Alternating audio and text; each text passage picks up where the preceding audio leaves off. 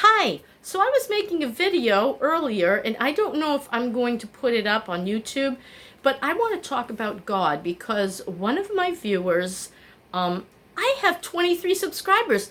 I had 24, but I lost one when I did the video on the wig, the first video on the Gabor Sweet Talk wig, and I said, I hate God. I hate you, God, I said.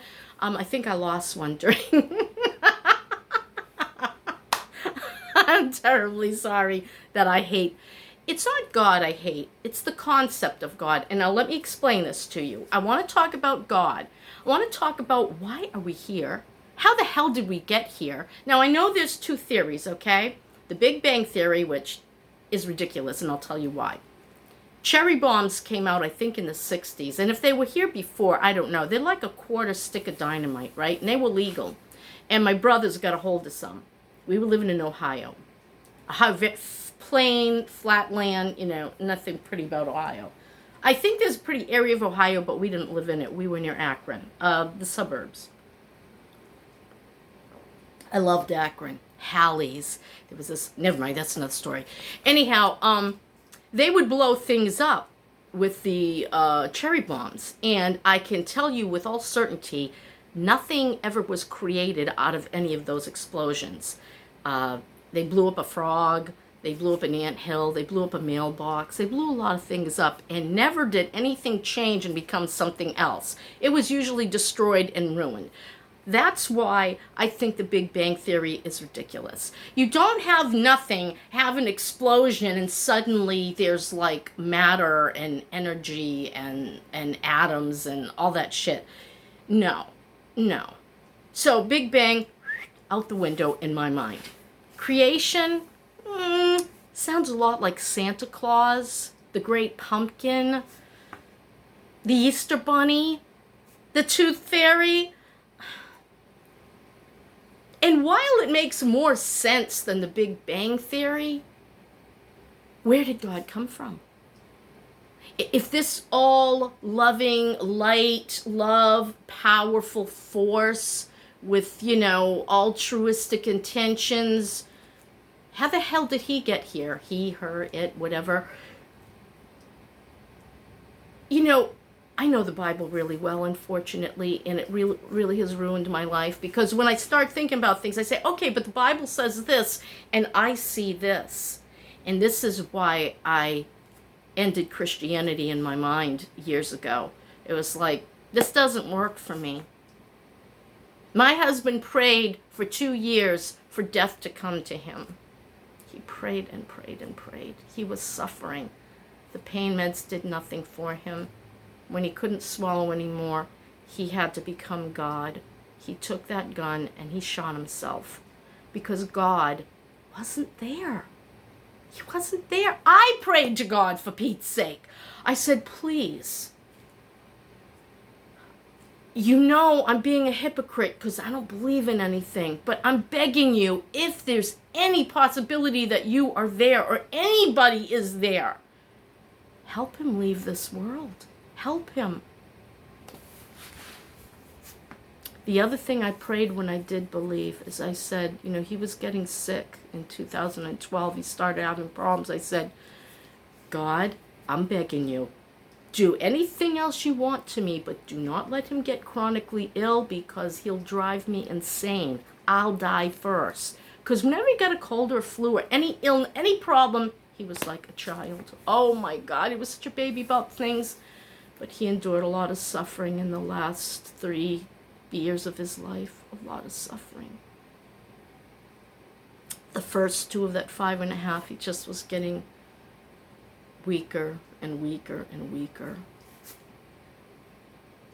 But when the pain started, the severe pain and the swallowing issues and sleeping issues, and God wasn't there, okay? And when I prayed to God, I said, please, I need 5 years with him alone. My youngest was going off to college. I want 5 years to try to repair the things that have gone wrong in our marriage over the last 20 years. The first 7 were okay. But then things really started to turn south, and the last 5 years of our marriage was even harder because I didn't feel like I loved him anymore. And I said, I was planning on leaving when Bonnie went to college, but 2 years before she even finished high school, he got sick. And you're not going to leave a man that took care of you and the family all those years because he got sick. Not me, anyway. I'm just not that kind of person. But back to God. So these are 2 good reasons, but there's more. We've struggled all our lives to get out of poverty, and finally made it, and then we were totally crushed and destroyed. Now, I know that God isn't like a genie, you rub the lamp and you make 3 wishes and poof. But why did it have to be so hard? And let's forget about me and my family. Let's look at the whole world suffering. How about all the little babies right now in, St. Jude's Hospital, suffering from cancer and their families? How about all the starving people in 3/4 of this world? Do you realize that in my present condition, I'm rich compared to 3/4 of the world? That is such a shocker. I've got food. I'm fat. I've got food in my fridge, in my cabinets. I have money in my bank. I have my rent paid. I have a roof over my head. I have blankets and pillows and heat and air conditioning and running water. I'm in really good shape compared to 3/4 of this world. That's terrible. No, it's great that I'm okay. Whatever's out there, thank you. But if there's anything out there, thank you. I don't know. And then there were those incidences where I think my husband did try to communicate with me after his death. Those are in my videos. I don't know. I would love to know. But you know what? And then I started listening to the near-death experiences, and I got to tell you, when you look into these near-death experiences, you find that the doctors did not agree with any of the ones that I followed, that I tried to listen to. They wrote books, and the doctor said, we don't remember anything like that. Now, either they're trying to avoid lawsuits, or those people were lying about their near-death experience to write a book and make money, which is a horrible thing, and they should be ashamed of themselves. If you're listening and you're a near-death person that lied, shame on you. Some of us are looking for answers. I want the truth. Is there anything after life, or is this the end? Because, I'm going to be 64 in June, and it's really on my mind. I don't know when I'm going to die. Anything could happen. Do you know the meloxicam could take me out? That's right. It could destroy my kidney. Just like that, without any warning, is how it happens. Which really scares me, but quite frankly, I'd rather be without pain and die young than be in pain and go on like this till I'm 91, like the insurance calculators say I'm going to live till 91. Lordy. Well, for the sake of my daughter, Bonnie, who's very young, I was 41 when I had her, and for the sake of Finn, because I know he loves me so much, and my children. All my children love me. I am so fortunate. I did not deserve that love. I was a crazy person. I also was very loving, though, and nurturing. So, there was a good side of me and the bad side of me, and I'm grateful they love me, and my daughter-in-law, she calls me every day. God bless her. My kids call me most of the time. I hear from Bonnie at least a few times a week, and Rachel several times a week, and we talk for hours about absolutely nothing. We'll just be puttering around the kitchen. Rachel will be making things. Same with Bonnie. We just want to be together, and that's really nice. So if I live to 91, groovy. But I'm sorry, I get off track again about God and what do I believe. I do like the alien theory because, there's a lot of hieroglyphics out there, and they do show space creatures. And then there's the Dogon tribe, who say, oral tradition, when they were first discovered sometime in the 17 or 1800s by explorers, they claimed that men from the Dogon star created them, brought them here, and left them off. I that more believable than any of the other theories.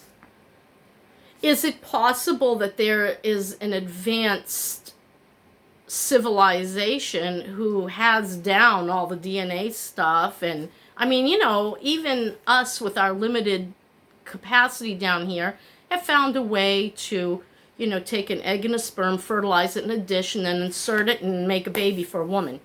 So, I mean, could you imagine if there was anyone really advanced? But how the hell did they get there? We're back to square one. Who made them? Or how did they get here? Were they a freak accident of nature? I don't know. You know what? I don't know if we'll ever know. Because when I die, that might be it. I might not see anyone or go anywhere. And then there's the Christians who would say that, my husband's going to hell because he shot himself, and I'm going to hell because I don't believe. What if we're not going to hell? What if there is life after? It says that there's a judgment day. Those who've done, there's going to be people judged on, what they did and how they lived. And then the other ones are going to be cleared because they're covered in the blood of Christ, right? I mean, if you believe in the Bible, that's what it says. So there'll be a judgment period. Now, some people believe in, hell, but really, if you look deeply into it, because I was a serious Bible student, okay? I had my concordances, and I had, oh my God, I was deep into it. And I looked into the theory of hell, and it seemed to me that it was a final destruction. At least for Satan and the angels, it's like you throw them in and Gehenna. That was a pit in Israel, Jerusalem, outside of the city, where it was a constant burning fire, and you'd throw things in and it was consumed and gone. It didn't stay and scream, okay? It's really nice of Christians to think that you're going to be put in a place of intense torment by this loving God who is light and love and compassion, but he wants to shish kebab you for the rest of your life while you stay alive. That is effed up, okay? That's effed up. Remember the Bible verse that says, you being evil, give your children good gifts. How much more would the Father of light give good gifts to his children? And Paul said, those of the faith are the children of Abraham. So, I know my Bible. And if you want to contest anything I've said today, leave a comment. Dislike me if you want. I don't care. I love it. I love it. So, that's my theory, and I'm sticking to it. I don't know that there's anything after this. Boy, I really hope so, because I'd love to see Dennis again. I want to hug him and kiss him and talk about that day and just say, I missed you so bad. You were my best friend. You supported me and cared for me and did everything you could for me and the kids, and I really appreciate it, though I already told him that. Told him that a lot at the end. And I'd love to see him again. I would. It'd be so easy to just erase my mind and say, oh yeah, I believe, but it's not here inside me. It's not in my heart, and I just can't believe it anymore. What are you gonna do? Shish kebab me, God. Here I am, medium rare. I hate well done. So, that's it. That's why I wanted to talk about God. And this is here for my posterity. My children, my grandchildren, my great-great-grandchildren. You can find out about me and what I was thinking and what I had thought in the past, and I just want you to know me, and that's why these videos are here. I will ramble on, but you will know who I was. I can't write because of my arthritic thumb. Hey, you know what? It's looking better. Wow, I wonder if it's the meloxicam. Isn't it looking a little better? It's a little swollen, but not like it was. Sometimes it's so swollen and it hurts so bad I can't even write. You know, I can't like hold a pencil or pen in my hand and write, but today I'm able to. You can see the swelling. Isn't that awful, like compared to that one? Oh well. Farewell and happy Valentine's Day. Bye.